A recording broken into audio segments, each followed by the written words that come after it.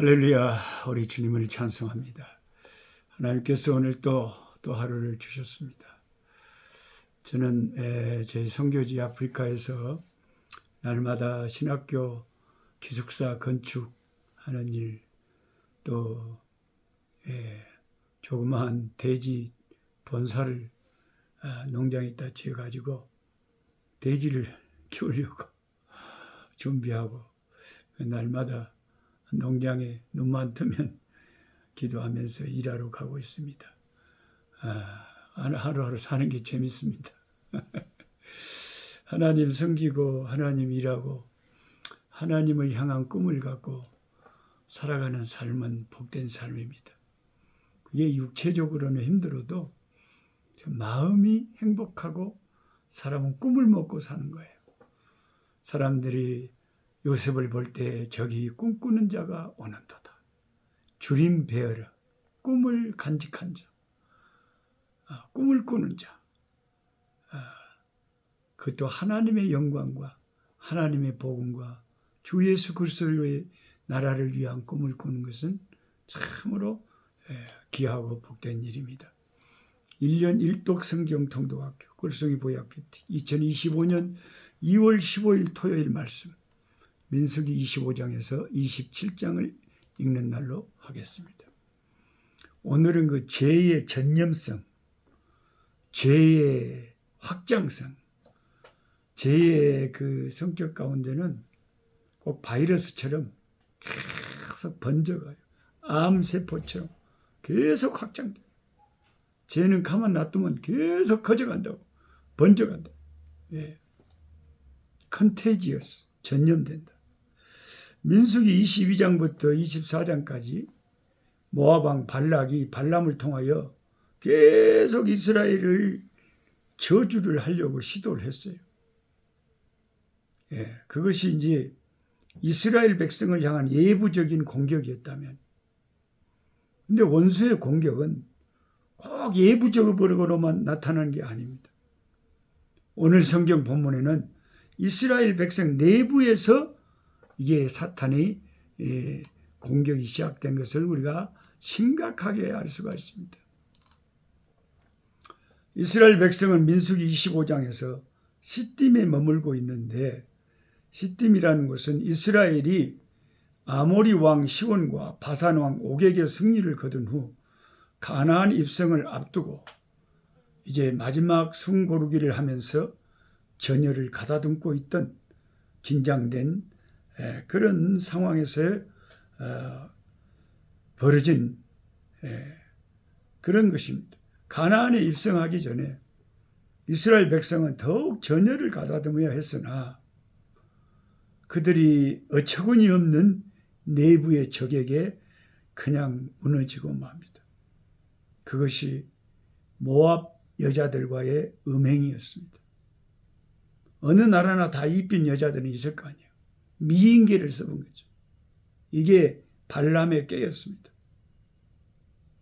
발람은 어떻게 하면 이스라엘의 하나님이 자기 백성에게 분노할 수밖에 없는가를 아주 교묘하게 가르쳤어요. 아니, 하나님을 잘 섬기는 것, 하나님께 복받는 것은 어쩌면 그렇게 모르고 쓸데없이 하나님 앞에 그렇게 지 죽을 일만 골라서 하는 데는 깨가 많은지 기가 막혀. 죄는 언제나 전염성과 확장성을 가지고 있습니다. 이스라엘 백성들은 모압 여자들과 음행을 했을 뿐만 아니라 거기서 그치지 않고 그 여자들이 자기 신들에게 제사할 때 이스라엘 백성을 청하여서 같이 먹고 마시면서 그 이방의 신들에게 절하며 우상 숭배에 동참하게 행한 것입니다. 이것이 큰 문제가 됐습니다.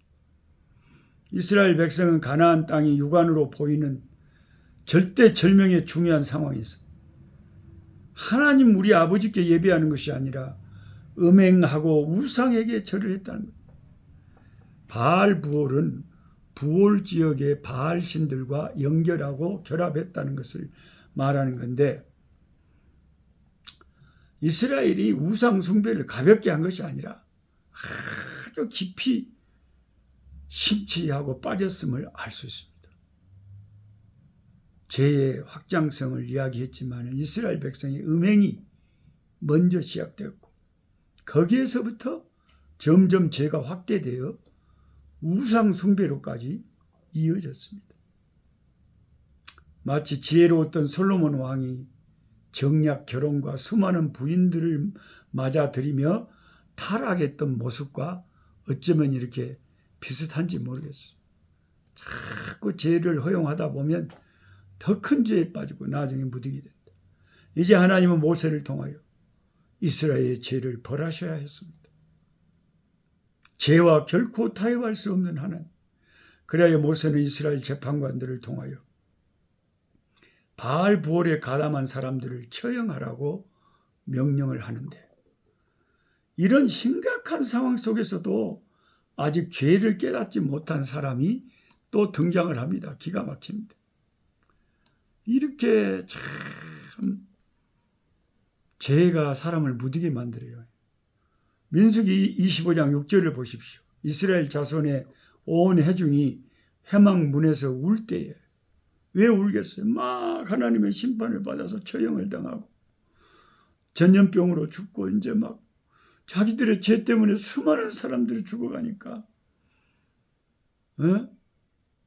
울음소리가 그냥 여기저기서 막 장막마다 나는 거죠. 통곡 소리가 나요. 그런데 이스라엘 자손 한 사람이 모세와 온 회중의 눈앞에 미디안의 한 여자를 데리고 그의 형제에게로 온지라. 음행한 사람들에 대한 처형과 더불어 연병으로 많은 백성들이 죽고 있는 그 절박한 상황에서 사람들은 그저 울 수밖에 없었습니다.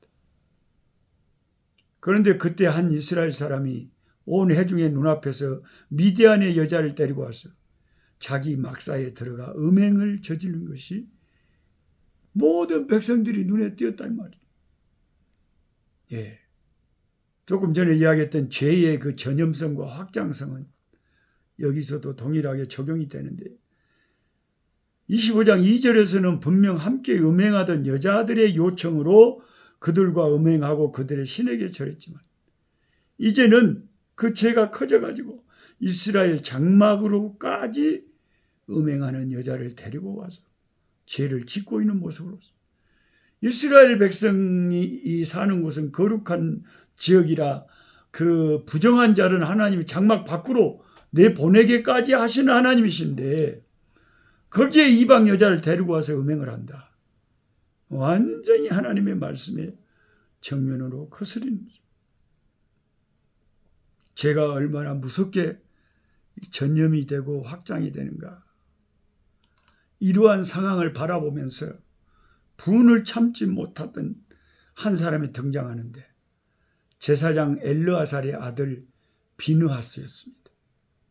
제사장의 가문에서 확실히 이거는 도저히 이스라엘에서 일어날 수 없는 일이다.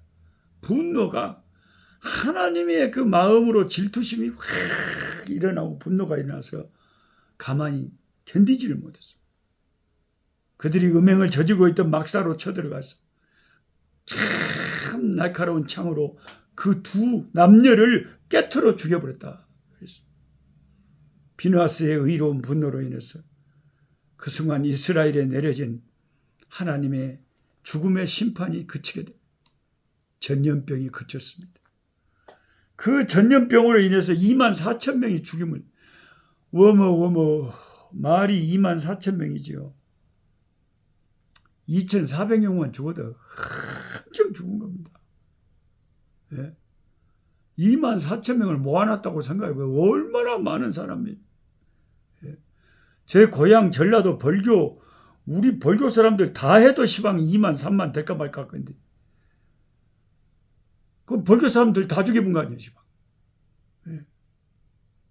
그러니까 그만큼 하나님의 심판이 심각하고 무서웠습니다.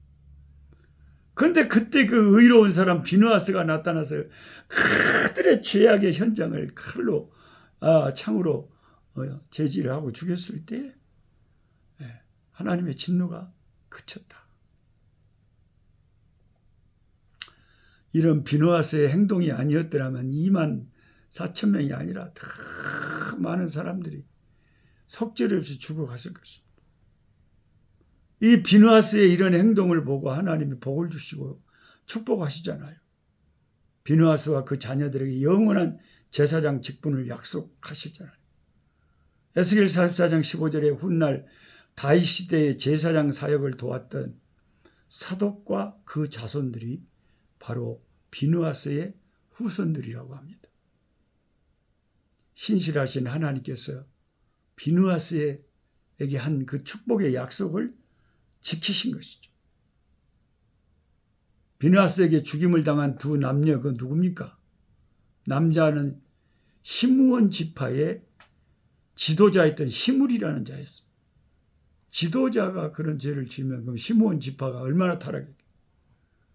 시므온 지파가 그러니까 민수기 시작과 나중에 인구 조사를 비교해 보면 제일 많은 숫자가 줄어버렸어요. 40년 광야 생활 끝에. 왜? 그 지도자가 그렇게 타락하고 썩어버리니까 그 지파가 망할 수밖에 없는 거예요.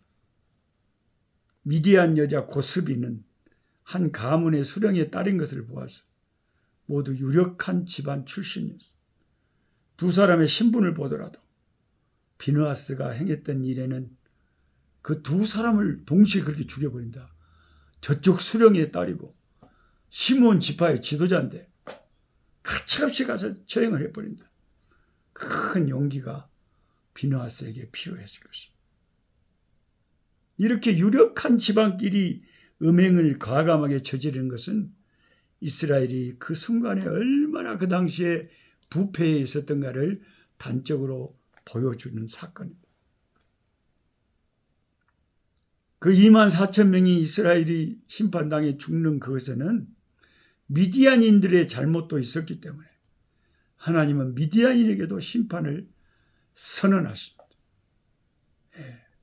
시딤에 머물면서 가나안 땅에 들어갈 정비를 해야 했던 이제 긴장된 순간에 이스라엘은 그만 육체의 욕망에 눈이 멀어 음행에 빠져버리고 더 나아가 우상 숭배에 빠졌어. 하나님 앞에 결정타를 맞았습니다. 꼭 중요한 순간에 마귀는 우리를 흔듭니다.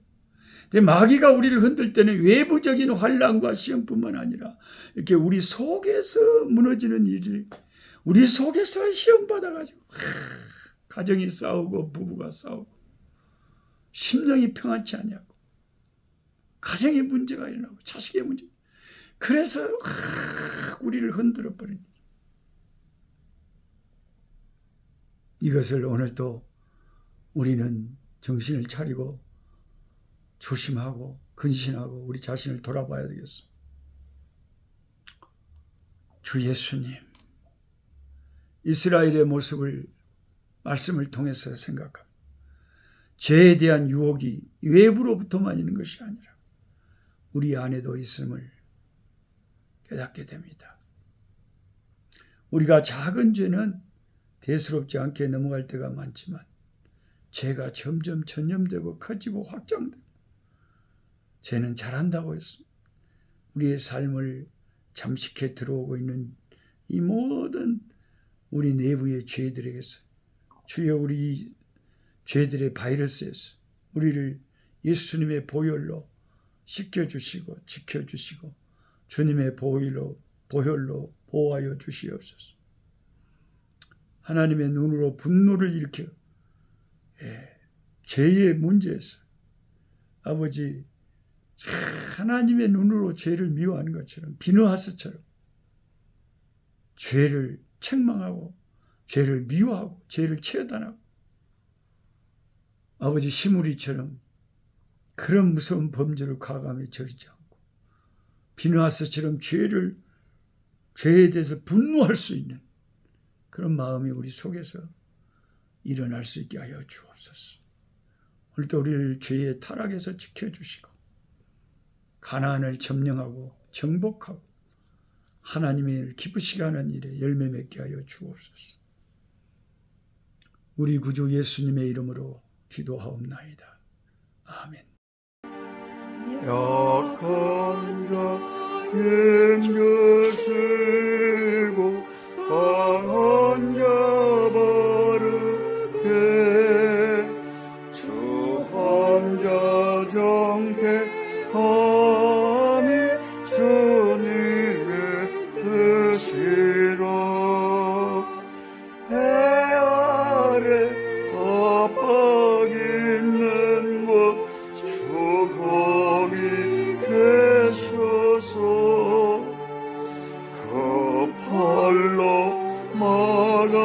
주시어 정의가 서